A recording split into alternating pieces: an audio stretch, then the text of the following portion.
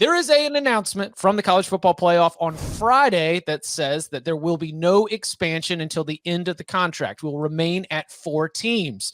It was an 8-3 vote, according to reports, with the only 3 no's to this 12-team model being the ACC, the Big Ten, and the Pac-12. Now, each of them have different reasons, based on my understanding, for why they voted no. But, they call themselves the Alliance. They call themselves a voting bloc. And guess what? If your goal was to not expand the playoff, well, I guess you got what you want. So that while it fell exactly in line with what we said on the Cover 3 podcast with the idea that there were too many roadblocks for college football playoff expansion, just real quickly before we dig into the rest of today's show, I wanted to throw this around. Like, was there any surprise? Was there any outrage? Fans have had a chance to really come to the reality that we're sticking at 4 teams, that at least for the foreseeable future. Has your feelings on where we're going and how we declare a national championship, has that changed at all? No. I mean, it's going to get there eventually. But you think it's going to be 12 and we'll just be fighting over the AQ bids and all these little details when we start the new 12-year contract? I mean, it could still be 8, but I think it'll end up being 12. I think that there's just, like everybody, there's always been the jokes about the Alliance, but it's always been a voting block. Like they talked about the scheduling stuff and all that kind of, possibilities, but they got together because the SEC grabbed Oklahoma and Texas, and they wanted to make sure that the 3 of them were, quote unquote, an alliance, and they weren't going to take anybody's schools, and they were going to vote together to make sure that the SEC didn't get everything that it wanted. And then the vote comes out, and there's 3 conferences that vote against it. It's like, that's been the purpose of the thing the entire time. And everybody's acting all surprised and shocked by it. And it's like, no, that's why it exists to begin with, because they want to wait and hold off for as long as possible, because they don't want ESPN having exclusive rights to it. And also, Andy Staples wrote about this on The Athletic too. For the Big Ten, from their perspective, the Big Ten's TV deal is coming up. They're going to have a lot of people that want it because it's an attractive television property. Indeed. If the college football playoff expands and the rights to that are also up for bid, the same companies that are going to be bidding for the Big Ten will also now have the opportunity to bid for the playoff, which will impact the Big Ten's ultimate ability to get as much money as possible from those networks. So for the Big Ten, it serves their purpose to push that can further down the road, because that way CBS, NBC, Fox, ESPN, Amazon, anybody that wants to get involved, the premier college football package for the next 4 years is going to be the Big Ten. So all their money's going to go to that.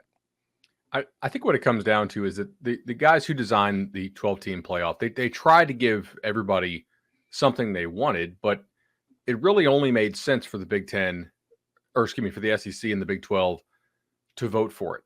I think it made some sense for the ACC to vote for it, but the ACC, I think, is at a spot where they need a bit of a Hail Mary. They would make more money in the short term with an expanded 12-team playoff. But I think if you're reading the tea leaves here, they would not make enough money for it to make a difference for them to survive as a conference that has the same footing that it does now. I mean, the SEC is going to be doubling them on a per year basis very soon as far as conference payouts, and probably tripling in the next 6 to 7 years based on the projections.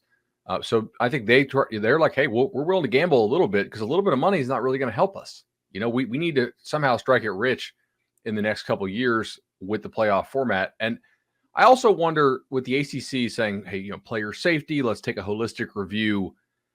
They have never given a damn about player safety in this sport. But they do care about NIL and transfer portal. There is the ACC university presidents, the athletic directors, they have conveyed to Jim Phillips, and they've developed this united stance that it's things are going crazy over here with the transfer portal, name, image, likeness, and then NCAA governance. I give a little bit to that, but I do think that athletic directors are uncomfortable with where we are at. And that's what we're going to be talking about, obviously, a little bit later on.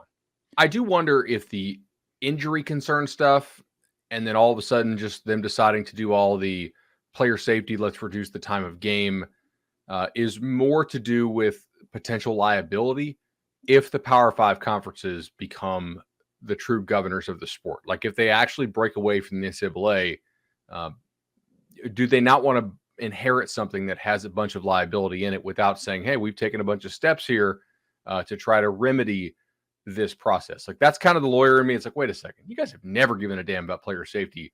Why do you care about holistic look and player safety right now? And that's kind of where I think maybe why they're trying to do that.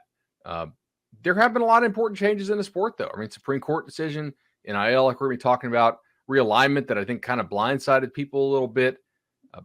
I understand why they voted no, but it is a bit of a gamble. Yeah, I was bummed. I was a little bit upset at Jim Phillips for because I do think that they're the most influential against this. And I'm actually impressed that the Alliance has stood by them with the 3 votes that voted against it. But when I sit back and kind of let the emotions cool down, because, we've all talked about this ad nauseum, like, I want expansion. So just give it to me. Give me all the expansion I can get. And then when it's there and we get it in June, you're excited. Man, think about the possibility of home field, playoff games, all those things. We're real excited. And then, as Bud was just talking about, like, things changed, and they changed a lot. And it really did start with Oklahoma, Texas to the SEC. And that was a red alert podcast like we've never seen. Like, holy cow, is this really happening? Right. So we've seen major just moves that have taken place, and the NIL and the transfer portal. And I think it is wise. Like, I can, when we talk on here, it's emotional, we get irrational, and we just spew out our takes. I think if you sat back and you looked at this, I don't love it, but I think, hey, let's not rush into this is not the worst stance to take. Because I think it's interesting, because Chip, you asked the question, do you think we just run the contract and we get 12 teams, and Bud said, or 8? I don't know what we're going to get in 2020. We might get 4. There could be a new 12-year deal of just another 14 playoff. We might get one conference decide to do their own champion, and like, there's so much that could happen that I think it might have been wise for Jim Phillips to say, let's slow down a little bit. Let's take a year. Let's see what happens. The Supreme Court, we'll talk about Brett Kavanaugh, how they threw a wrench into things, because they might have their hand forced by 2026, 27, that they might have to pay the players. And so does that impact the way you structure things? And is there a real split between Power 5 and Group of 5?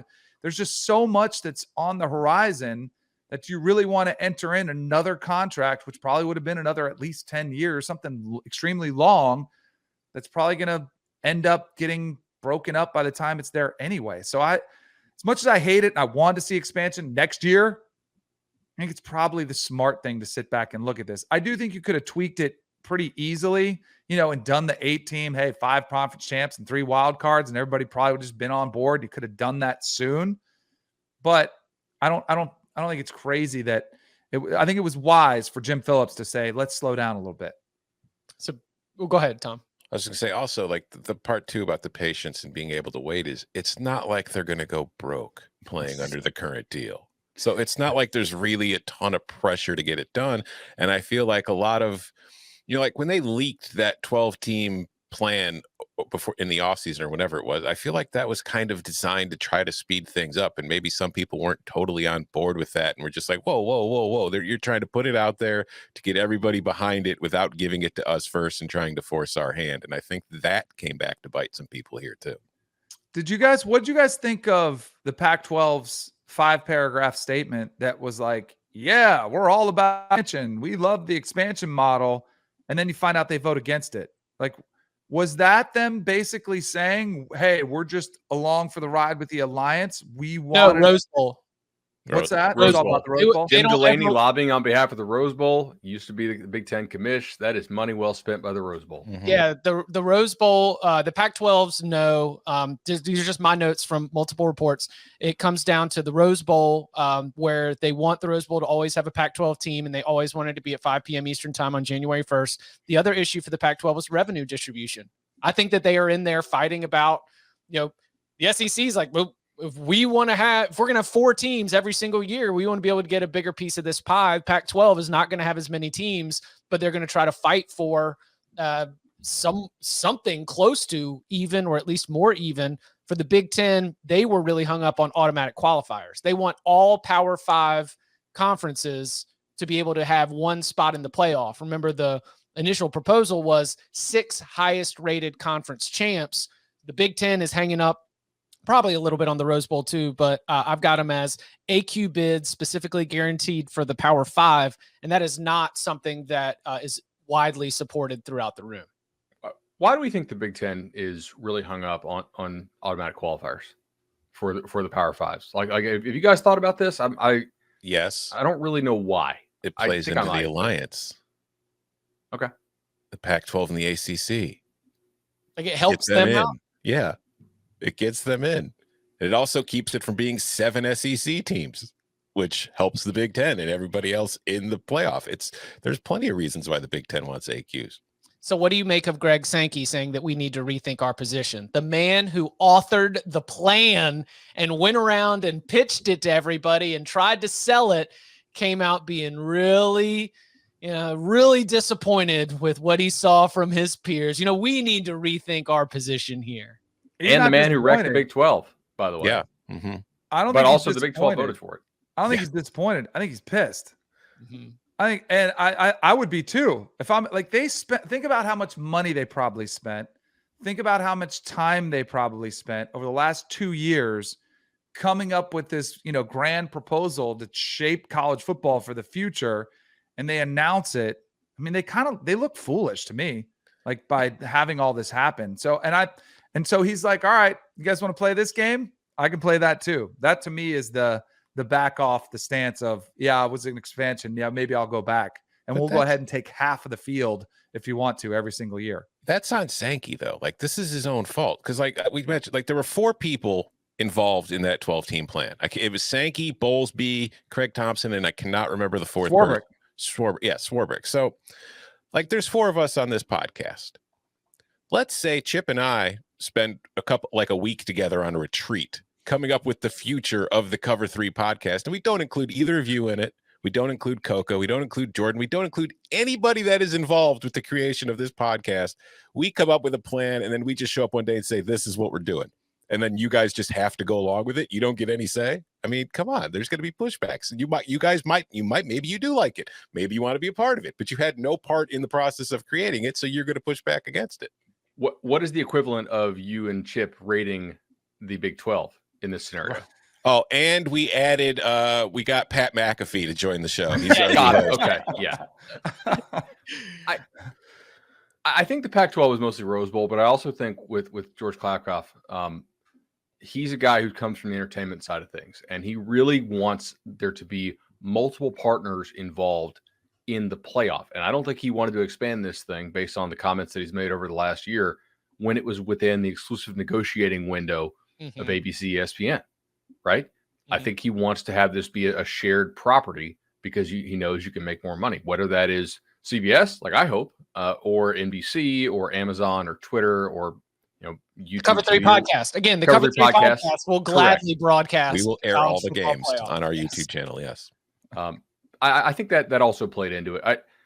I'm interested to see if going forward the alliance is going to be actually a scheduling alliance. I think it was more of a, like, if we, the whole, like, hey, maybe the real wins were the friendships we made along the way. Right. It might've just been a voting block in the end. I anticipate that in the end, that will be the most productive thing that it has to show, is the way that it came together to stop an early expansion of the college football playoff before the completion of the contract. One other piece of this, they needed unanimous support to go early. I could be wrong, but I don't think they need unanimous when it comes time to making decisions later, because it would be undoing the deal. That's why they needed everything to be unanimous. 8-3 could be enough to get Sankey and Swarbrick's 12-team model passed. And so I think that the posturing between these conference commissioners now takes a little bit of a backseat, and I'm cool. And we're set. We got 4 teams all the way out, and we will circle back in a couple years to continue this fight. My official prediction, when they finally do get to 12 after this is over, 5 conference champions, 1 group of 5, 6 at-larges. So you think 11. They will go to the P5 conference champs? And that's 12. Mm-hmm. Yeah. They'll succumb to the Power 5 hang up in exchange for being able to get it through. Yeah, because I think also just long term, I think, college football is a regional sport, no matter how badly we pretend it isn't. But for the playoff, which is a national product and stands to benefit from it being a national product because then there's more eyes on it, it is beneficial to make sure that you have a Pac-12 team in the playoff and a Big 12 team in the playoff and an ACC team and a Big 10. It's a benefit to it overall, the overall health and the amount of money you can make by keeping more people interested. That's why the SEC won't actually take its ball and go home. It would not shock me if they threatened to do so and like, hey, we're going to have our own playoff and the rest of y'all figured out. You put up your champ and we'll put up our champ, or we'll do a champ. The Big Ten will do a champ, and the rest of the country put up 2 champs, and that's our new 4-teamer. That's not actually going to happen in my estimation, because Sankey is smart enough to realize that he needs eyeballs from all over the country and to get a cut of that. If it's just regional, the SEC doesn't make near as much money. And also, every conference already has its own playoff. It's called the regular season.